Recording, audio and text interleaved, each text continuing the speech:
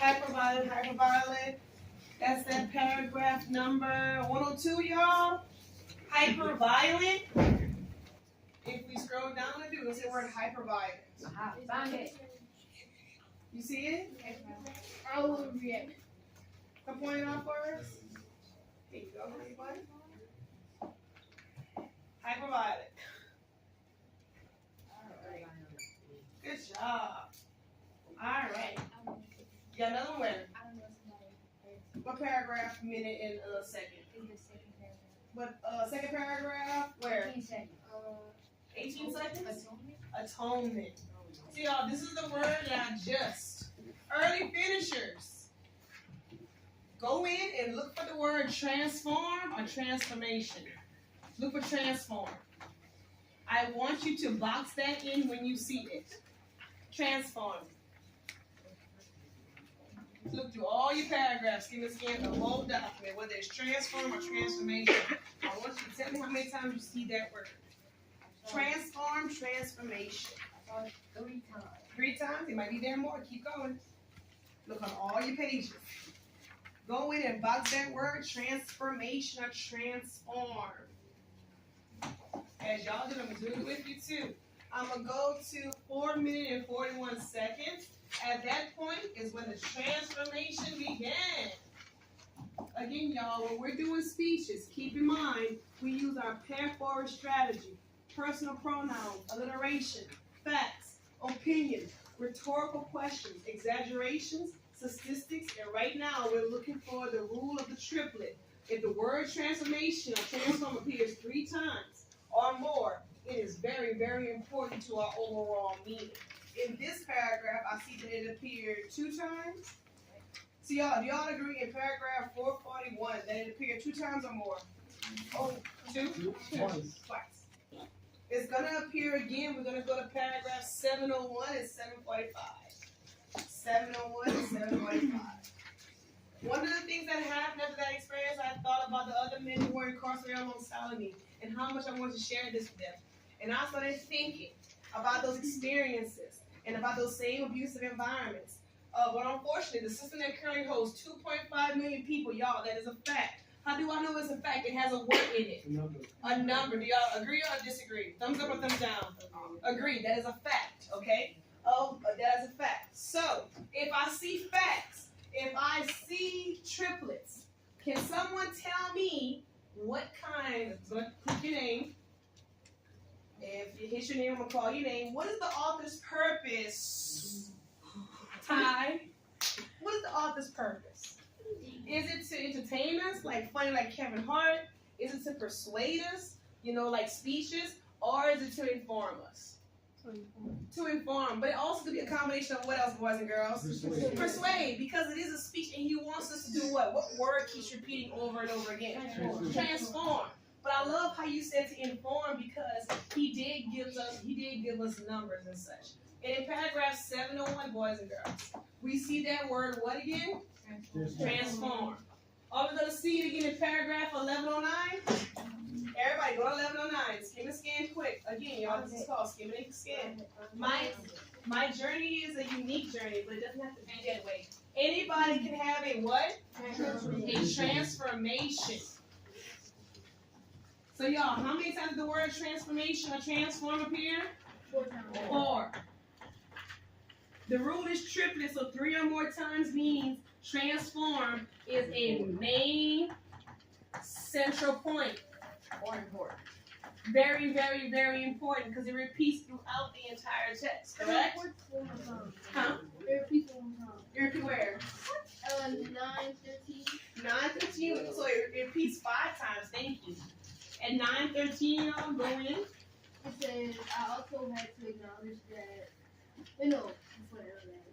It says, I found it important in my personal transformation. I found it important in my personal transformation. The fact that he uses the word personal still ties back to paraforwards of keeping it personal, y'all. Good job.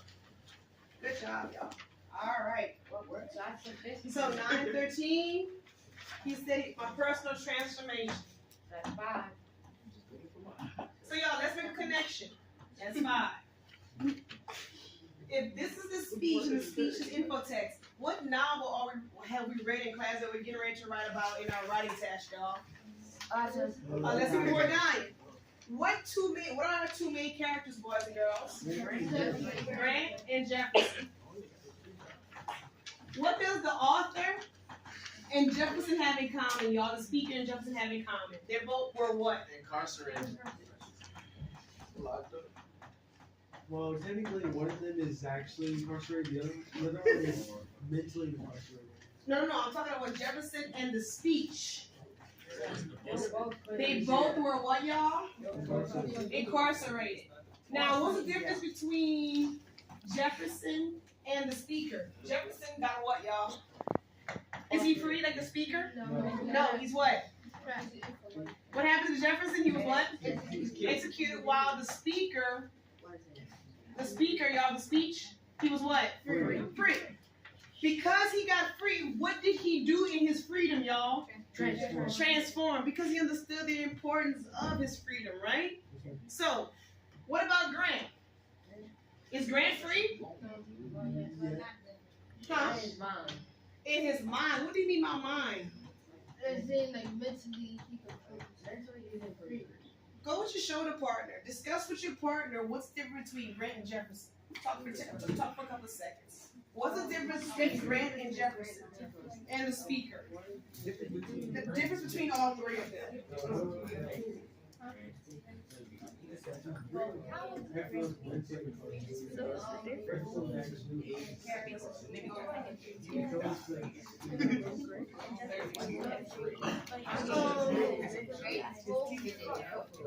Okay, so Grant is his life.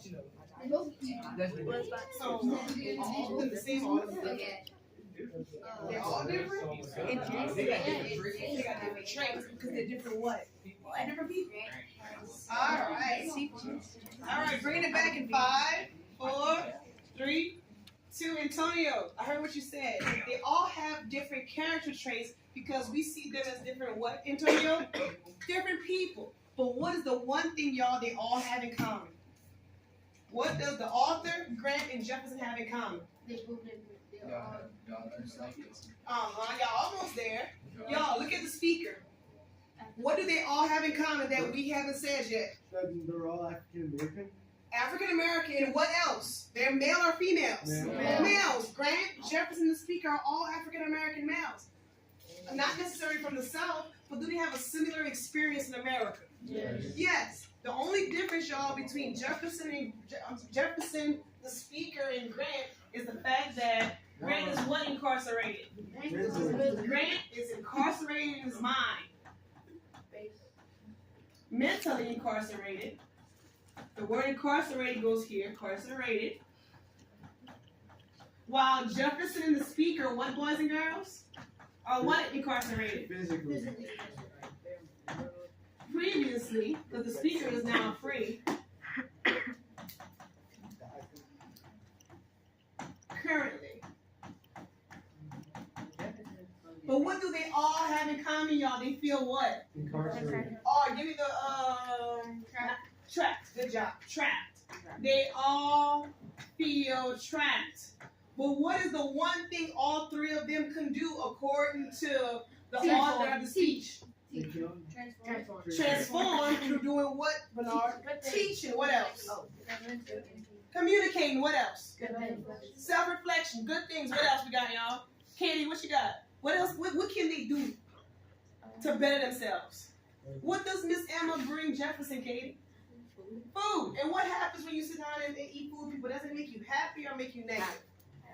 Make you happy, right? There's another word. Everybody, go to paragraph 913. There's another word that the author kept saying that y'all said y'all didn't know. Look for the third thing was what?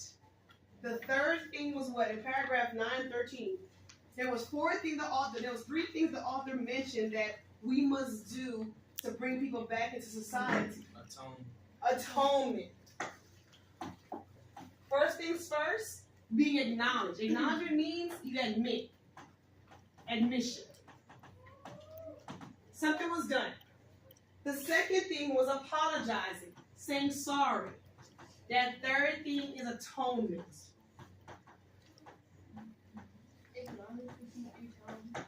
give me an example of atonement. Atonement is basically saying like it's something you sorry. Is it saying you're sorry or actually Doing doing so? I said that, doing sorry. Because, think about it here, Kaden. Apologize. That's saying sorry, right? But what about atonement? If I take Kaden's pen and break it, and I say sorry, does that give him a new pencil? No. Atonement must be, let's switch. Broken one for one that works, correct? Yes. Alright. So I just made atonement. Even though it's not a real pencil for him to use, I just made atonement for giving him something to replace what's broken. why you use this? To replace what's broken. So in order to transform, y'all, the author says he did these things not just with others, but for himself. The thing I've talked about is the three things that I found personal, that I find important about personal transformation. Going back to personal pronouns, y'all. Personal transformation. Personal transformation means his transformation happened to others or self? Self. Before he went change others, y'all, he definitely went to transform himself first. He acknowledged. I had acknowledged that I had hurt others. I also had to acknowledge that I had been hurt. The second thing was apologize. I had to apologize to the people I had hurt, even though I had no expectations of them accepting it. It was important to do because it was the right thing. But I also had to apologize to myself. The third thing was atoning. For me, atoning meant going back to the community and working with at-risk youth. So, based on what we just said, y'all, I want you to use the back of the last page. Divide your last page, boys and girls, into what we call a T-chart. We're going to compare our characters. Okay? What does Grant, Jefferson have in common with the speaker? Put Jefferson under Grant. Mm-hmm. So, y'all, what do Grant and Jefferson have in common with the speaker? What do they both have in common? Male. They're both males. Put this right in the middle. What else? African American. African Americans. Is Grant and Jefferson real people? No. No. These are characters in the story. While the speaker is an actual person named Shaka Senghor. Oh, I can't even say it right. Did anybody go visit the speaker in jail? No. No visitors. Yeah, I believe zero. Yeah. Did Grant and Jefferson have visitors? Well, Yeah. Grant did. Who went Well, visit Jefferson? did Grant. Grant. I just put G and J for Grant. When you have somebody who visits you over and over again, according to the speaker, what is that called? Somebody you look up to that's not just your friend. Mentor. Family. Good job. Mentor, family. He mentions if he had visitors, he would have a mentor. He would have had family. What did Grant bring Jefferson, y'all? A notebook to do what? That the speaker says is important. Right. To write. Good job. I just do it. So, for the next couple of minutes or seconds, I want you to discuss with your shoulder partner the importance of writing your thoughts out. What's the importance of writing your thoughts out? After you have finished writing this, discuss with your shoulder partner. Why, especially when you're incarcerated, why is it important for you to get your thoughts out? That keeps you feeling like you're what? Sane, but what also feels sane? Who wants to feel sane, y'all? Jefferson. Jefferson and Grant and the speaker, because all three of them are what? Mentally incarcerated. Grant was incarcerated, No. but they're all three what? If they're African American and they're males, even though they're not real, they're all what, y'all? Trapped Human. humans. Understood? They're humans. Y'all, do hogs write? No. Do animals write their thoughts out? No. Do dogs dream? Well, maybe they don't write their dreams. But y'all, in actuality, can a dog wake up and write their dreams saying, I was chasing the car? No, we want them to. But because they're not humans, they don't have these thoughts. Understood? They won't have these thoughts. When a dog gets incarcerated, it's not incarcerated, they're just locked up. While with humans, is dehumanizing. Everything we're we're saying is the opposite of dehumanizing. That's why we saw Jefferson transform from being dehumanized back into what he knows what a human is, because that's what Grant and everyone did for him.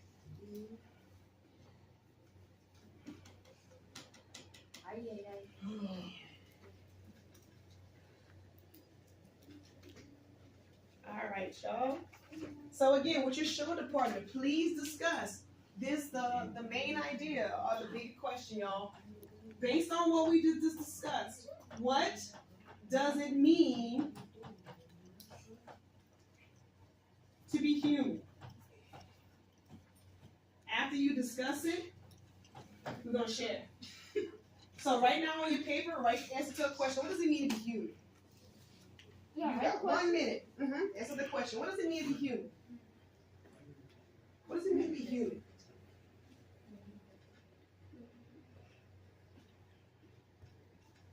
$30 more seconds.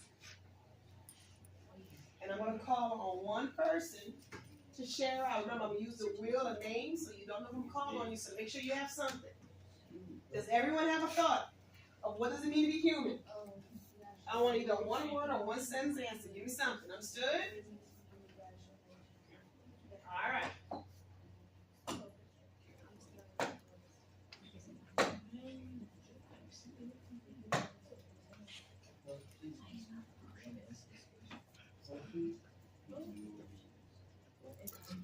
Alani. All right, you ready? Who's your shoulder partner? All right, Alani and Sarai. Can y'all tell us, are we listening? Thumbs up and listen, y'all. What does it mean to be human? Or what did y'all discuss? Emotions? Y'all, tell me if y'all agree. They said to be human, you must show emotions. Emotions? What do emotions mean? That you have what? You get your feelings. Y'all, do humans have feelings? Yes. All right, what else? Oh, I'm sorry. Let's go here. Y'all see emotions and feelings. Good job, y'all. Now, Sarai, if it calls you, I'm going to just say it again because you answered with your partner. All right. Mariah. Mariah, who's your shoulder partner? Lexi and Mariah. Again, if it hits you, Lexi, but I'm not going to call on you again. So, y'all, they said emotions and feelings. Tell me, what does it mean to be human? Communicating. All right, I agree with that. So y'all, tell me if y'all agree. I'm looking for 3 top things, or 5 or 3. Y'all said feelings and communication. For the last one, I'm gonna let you volunteer between each other. Give me one more lesson about humanity. What? One more lesson about being human. All right, boys. Antonio, Deron, Maddox, and I'm going to include all this crew right here. What does it mean to be human? Give me a one word answer. To show emotions, got that one. Feelings. What it means to be human is to cherish the time and value, it's the value. I don't know. You can just stop right there. What can humans do, y'all? We add what to things? We add what to things? Value. Y'all, think of a 3-year-old, a toddler, right? I knew what I was going to If a toddler says that this is their favorite eraser ever, what would happen if I throw this eraser away? They'll cry, they'll find me, they'll do everything because this is their favorite eraser, right? But Antonio, what also did you say? Cherish time. Antonio, can you elaborate on that word time? Or cherish, whichever one you want? Both, I guess. Let's go with both. To cherish time, what I mean is to actually sit down and experience and have feelings and emotions about what you go through in life. Ooh, experience. I'm gonna use 2 words to say it. Experience life. Cause y'all, I know to experience life, you must do what? Spend your what? Time. But what if you don't like it? Do you cherish it? No. Think about that 3-year-old, y'all. This 3-year-old cherishes this eraser. Now, y'all, is this a special eraser? Is this a special eraser?